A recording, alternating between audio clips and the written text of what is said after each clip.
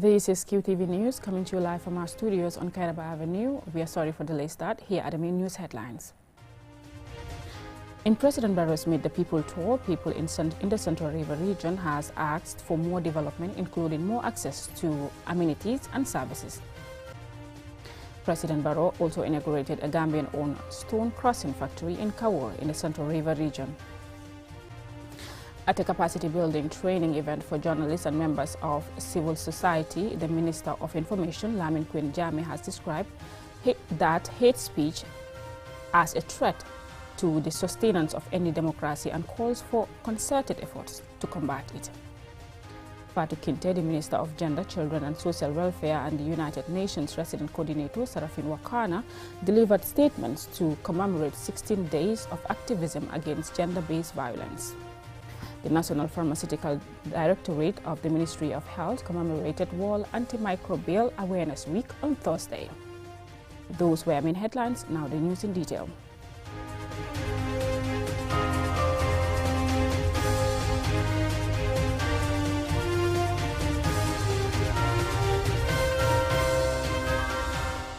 Now, from the North Bank region, the presidential Meet the People tour proceeded to the Central River region for dialogue with the people.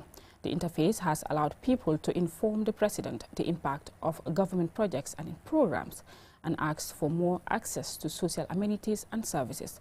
Mamadou Lamin Choi has more. Third day of the presidential Meet the People tour kicks off at Njau in the Central River region, the joint meeting of three constituencies, Lower and Upper Salem and Nyanija. It is a dialogue on development matters affecting the residents of the constituencies. Local government authorities are in the lead on community developments. Musa Abba, the Vice Chair of the Kuntaur Area Council, updates President Barrow on projects supported by UNCDF and UNDP implemented by the Council for access to water and finance across the three constituencies. The Kuntaur Area Council Vice Chair laments poor salaries and a lack of mobility among challenges facing Kuntaur Area Council. On behalf of the youth of the three constituencies, Musa S. Jallo acknowledges government's projects on youth development since assuming office in 2017. Mr. Jallo also requests from the President a garden, a poultry farm, expansion of sports development and skill centers to empower youth in their communities. The women in the three constituencies are represented in this dialogue by Sohna Mbaye. She requested the President's help to develop their lands for successful rice cultivation. The Minister of Agriculture, Dr. Demba Sabali, updates the meeting about government's projects to support agriculture development. The Minister reveals government's target to realize the Gambia's self-sufficiency in rice production by 2026. The Minister stresses that the Gambia has the natural resources to harness opportunities for self-sufficiency in rice when agriculture is developed. President Adama Barrow assures them of his ambitious plans to continue improving the lives and livelihoods of Gambians. The head of state commits that his government will soon provide more roads, water, electricity, and health facilities for the constituencies of Upper and Lower Salem and Nyanija. Due to common concerns shared by speakers at various meetings during the tour, the President has given a reassurance that he is focused on how to address the cost of rice. A similar meeting was held at Lamenkoto for the constituencies of Nyani and Sami in the Central River region. So far, concerns raised in these communities are common in nature. Cabinet ministers and President Barrow expressed government's resolve and plans to upgrade the socio-economic status of citizens. Earlier on, the Minister of Works, together with cabinet colleagues, including the Higher Education Minister, on behalf of the President, laid the foundation stone for the construction of a Tibet Skill Center at Wasu Madina Kante in CRR. Government's plan is to establish Tibet centers in all regions of the country to provide quality skills and knowledge relevant to the country's socio-economic demands. In addition, during day 3 of the tour, the President visited government project sites to inspect progress. The projects are mostly roads where construction is nearing completion. The project site visits and dialogues with the people provide the President rare opportunities to gather unfiltered, first-hand information on the state of the country and the impact of his government's projects and policies on taxpayers. Mamadou Lamin Choi, QTV News. President Barrow has inaugurated a Gambian-owned stone crossing factory in Kawur in the Central River region, which will make crossed stones more accessible and cheaper for building constructions. Mamadou Lamin Choy again.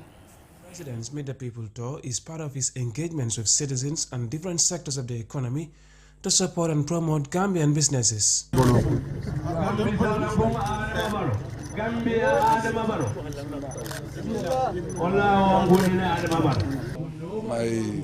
My team, they wanted me to come and see the place because it's Gambians, yes, and we are producing stone. So we said we will spare time to come and see you. Yeah. Time is against us, but we congratulate you and encourage you. Thank you. We will talk to other people also to see how best they can patronize you. Patronize, promote the product. Promote the Gambian product. Yes. Yeah. And we are happy that you have taken decision to come here. Yes. And fix such big machines. The stone crushing factory is engaged in producing crushed stones of different sizes for construction works. In the Gambia, crushed stones for construction are usually imported from Senegal, making it less accessible and affordable. Mohamed Sissoko is the CEO of Fajara Mining. And this stone is a very fantastic quality for Gambian building. Any building we can do it with that stone. So are the contractors patronizing? No, contractors are ready to buy. Okay. Yeah, because the price is much cheaper. I think Gambia has the more expensive stone in the world. How much are you selling? Because the stone in Gambia, when we come from Senegal, the black stone, I think the cubic meter is between 65 euro to 75 euro. Okay. And this stone will be for 20 euro. 20 euro. I think it's What more. about the local production? The same? The local production of the stone? Yes. Yeah, this one is. You have other local production. Yeah, of course. So No. they are not doing it this thing. No, because this one is stronger. Okay. The one of Combo, the quality is lower than this one. That's right. why we came this sub-region. Okay. Yeah. Okay. The quality of the stone crushed at this factory is reported to be the same as that of the black stone and can do any construction except road work. This has impressed the President, who signaled the need for marketing strategies to promote and boost local sales of the product. Mahmoud Lamin Choi, QTV News. Information Minister Lamin Quinn Jammeh has described hate speech as a threat to the sustenance of any democracy and calls for concerted efforts to combat it. He was speaking on Friday at the start of a two-day capacity building training for journalists and members of the civil society under the project on hate speech being implemented by U.S. exchange programs Gambia Alumni Body. Alusisa reports. Last month, the U.S. exchange programs alumni body secured funding from the U.S. Embassy to execute a project on hate speech. It is through this support that the alumni on Friday rolled out its first activity of the project, where 25 journalists and 15 CSOs are to benefit from a two-day training on hate speech and fact-checking.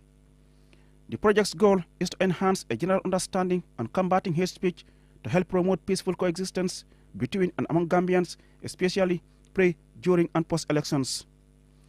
Lamin Quinn Jammeh, the Information Minister, gives assurances of the government's commitment to democracy and combating hate speech.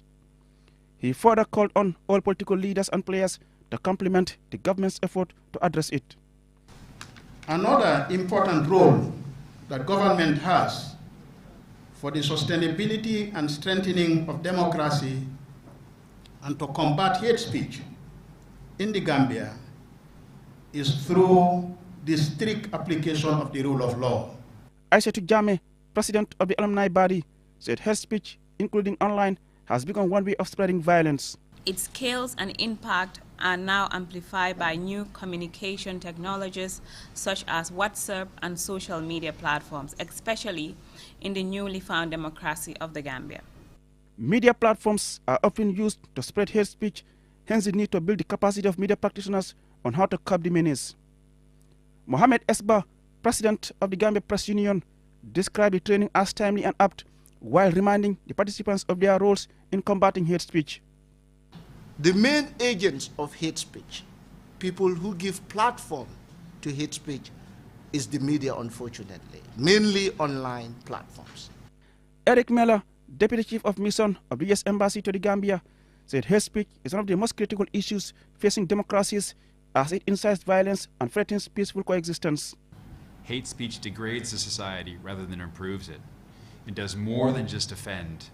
Hate speech marginalizes populations, threatens them, and can ultimately incite violence between communities.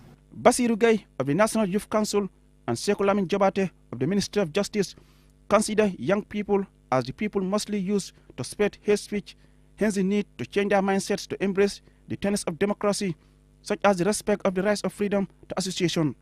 We are in a diverse country. We have to respect each other and understand that if you differ with anybody's opinion, that doesn't mean that person is not right. It must be recognized that these fundamental human freedoms provided for by the Constitution are not absolute and must not be exercised with restraint, and most importantly, it must not be construed as license to insult or character assassinate the persons of others. The U.S. Exchange Program's Alumni Network comprises young, innovative, and proactive leaders who are contributing towards national development and impacting the lives of people. These young leaders are direct beneficiaries of the U.S. State Department-funded programs within the continent and the U.S. who came together to form an executive board to steer the affairs of its members, thus serving as a liaison between its members and the U.S. Embassy, Banjul, and other international alumni bodies. Reporting for QTV News, I am Aliou Cisse. Now that story by Aliou Cisse will lead us for a commercial break, but when we return, we have more local news stories for you. Do stay tuned. Cedric and Caroline came in to choose tiles for their brand new kitchen. Brown or beige? Brown. And why not a new mixture tap? A new sink too? Fine, a new sink too. And what about a lighting fixture? Shall we go for this one? See, you're finally on the same page. I also wanted a new kitchen counter. We got you, Caroline. And yes, that's Batimat's Bati Days. Take advantage of exceptional discounts up to 60% on several product families from November 5th to 19th. Under the auspices of the President, His Excellency Adama Barrow, the Muslim World League, in collaboration with the Gambia government, will host the Conference of African Religious Ministers and Ulamas on the 6th of December 2022. The International Islamic Conference will bring together ministers of religious affairs, leading Islamic scholars, policymakers, youths, community leaders across Africa to discuss and advance Islamic values that promote peace and tolerance. Let's come together and welcome our brothers and sisters in keeping with our trademark hospitality at the Smiling Coast of Africa. This message is brought to you by the ministry responsible for religious affairs in collaboration with the Gambia OIC Secretariat. Bank from here and there and here too. Here and even here. Introducing the Bloom Digital Suite from Bloom Bank Africa. Web and mobile banking that allows you to bank on the go at your convenience and on your own terms. Check and transfer funds, pay NAWEC bills, buy cash power, buy mobile credit, and so much more. For more information, visit www.bloombankafrica.com or pass by any of our branches nationwide. Download from the Apple Store and the Google Play Store. Bloom Digital Web and Mobile Banking on the go from Bloom Bank Africa.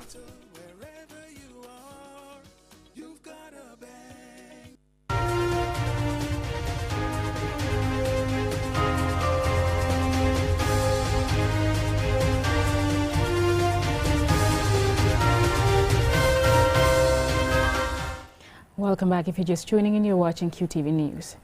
Now, Fatou Kinte, the Minister of Gender, Children and Social Welfare and the United Nations Resident Coordinator, Serafin Wakana, delivered statements to commemorate 16 days of activism against gender-based violence. The annual international event commences on the 25th of November. Julden Jai reports. The 16 Days of Activism Against Gender-Based Violence campaign runs until the 10th of December, which is International Human Rights Day. The campaign was started by activists at the inauguration of the Women's Global Leadership Institute in 1991. This year's theme is Unite, Activism to End Violence Against Women and Girls. Fatou Kinte, Minister for Gender, Children and Social Welfare, says 16 days is to shed light on domestic and other forms of violence that women around the world continue to be subjected to, as these forms of violence are in most cases hidden and happen behind closed doors. According to the United Nations, women in 2021, nearly 1 in 5 women aged 20 to 24 were married before turning 18. Every 11 minutes, a woman or a girl is killed by an intimate partner or family member. More than 1 in 3 women experience gender-based violence during their lifetime. And less than 40% of women who experience violence seek help of any sort. With these statistics in mind, this upcoming campaign should therefore be used to strategize transformative action that ends violence against women and girls. We will therefore commit to continue to work tirelessly to promote a sexual and gender-based violence-free Gambia in all aspects, be it in the private or public domain. The Gender and Children's Minister encourages women and girls to continue to mobilize and speak up against sexual and gender-based violence. Serafin Wakana, the UN Resident Coordinator, says violence against women and girls remains the most pervasive human rights violations around the world. In the Gambia, the greatest proportion of the population is female. However, gender disparity is apparent in many aspects of life. Despite the introduction of relevant policy framework, legislation and women empowerment initiatives, all aimed at addressing gender disparity, significant disparities continue to exist. In line with the Sustainable Development Goals, the United Nations is committed to ending gender-based violence by 2030. The Gambia is a signatory to international human rights treaties and their corresponding instruments, which include the International Convention for the Elimination of All Forms of Discrimination Against Women, the International Convention on the Rights of the Child, and the UN General Resolution for the Complete Elimination of Female Genital Mutilation and Cutting, which the Gambia adopted in 1979, 1989 and 2001 respectively. For QTV News, I am Julden Jai. The National Pharmaceutical Directorate of the Ministry of Health commemorated World Antimicrobial Awareness Week on Thursday to increase awareness of global antimicrobial resistance. Lena E. Igwinyuba attended and she filed this report. World Antimicrobial Awareness Week is a global campaign to sensitize, educate and provide training on best practice among the public. Antibiotics, also known as antibacterials, are medications that destroy or slow down the growth of bacteria. The commemoration is funded by the World Health Organization. Dr. Babanding Sabali, the national focal person for antimicrobial resistance, AMR, explains the health crisis in detail. Antimicrobial agents that we use to treat our common infections or sometimes complicated infections. The bacterials or agents that cause those infections no longer respond to those antibiotics or antimicrobial agents. As a result, they build resistance to it and they make the treatment difficult. That's the difficulty we are having, the world is now facing, the public health sector is now facing. According to the World Health Organization, if action is not taken now to resist the resistance, 4.1 million people across Africa could be dead by 2050. Dr. Kassa Mohammed, Health System Advisor representing the WHO country rep, describes the dangers antimicrobial resistance AMR pose to the health sector. No, WHO has decided to put the antimicrobial resistance in top 10 public health threats to humanity. And it's a big thing. It can reverse all of our gains in public health. It can wipe out some of our really big success stories. Dr. Mustafa Bite, Director of Health Services at the Ministry of Health, speaks about the global concern over AMR. The problem is that we are having a lot of the germs, bacteria that are getting resistant to most of our best antibiotics. And we are not producing new antibiotics. It's very difficult nowadays to produce new antibiotics. And it takes a long time, sometimes more than 10 years, before from the discovery, first phase trial, second to third clinical trial, before it comes out as a drug for everybody to use. So that's why it's very important. Because antibiotics are medications that destroy or slow down the growth of bacteria, people are advised to only take such medication if prescribed by a health professional. Reporting for QTV News, I am Lena E. Gwiniba. Now, Think Young Women, through its Sexual and Reproductive Rights Network with support from Amplify Change, commenced a two-day national conference on Thursday on sexual and reproductive health and rights. Alusise reports.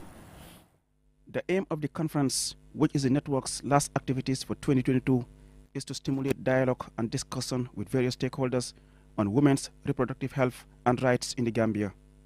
Women and girls form more than half of the population, hence the importance of promoting their sexual and reproductive health and rights. The theme of the conference is accelerating the fulfillment of women's sexual and reproductive health and rights. Jama Jack of Think Young Women said the network was established in 2019 and includes stakeholders of different sectors working together to advocate for the welfare of women and girls. We have a variety of engagements over the next 2 days. So we have learning sessions with experts leading presentations and discussions on various themes, but we will also have panel discussions to gain experiences from professionals, from experts, from activists, from different sectors. But there will also be opportunities for open discussion and sessions because we're very much interested in hearing what everyone is saying in the room and how that guides the work of the network. Lamin Kamara, UNFPA, the Gambia's assistant country representative, described sexual and reproductive health as a right to health which should not be neglected or discriminatory. When we neglect the sexual and reproductive health needs of people, especially women and girls, we ensure that they are denied the freedom to make choices about their own bodies, as well as their futures, thus impacting generations. Fulfilling women's sexual and reproductive health and rights, there is still much more to achieve as a result of societal menaces such as gender-based violence.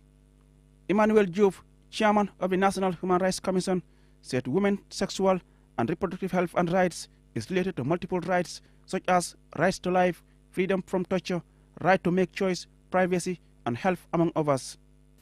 The right of women's sexual and reproductive health means that this right should be enjoyed by all women, regardless of their tribe, their race or ethnicity, the caste, religion, their age, their sexual orientation, their marital status, their HIV status, and or other status. As a duty bearer, the government has the responsibility to implement laws and treaties relating to women's empowerment and development. Kajali Sonko, representing the Minister of Gender and Children's Affairs, welcomed the conference as timely. According to him, lack of access and affordable sexual and reproductive health leads to inequality. The Ministry of Gender, Children and Social Welfare believes that progress towards gender equality and sexual and reproductive health and rights is necessary and urgent. Participants will use the conference to explore the available legislation and how effectively they are being implemented, but more importantly, how much awareness there is among women and girls of the laws relating to their fundamental rights on sexual and reproductive health. Reporting for QTV News, I am Alusise. That's all we have for you on this news bulletin. Thanks for watching.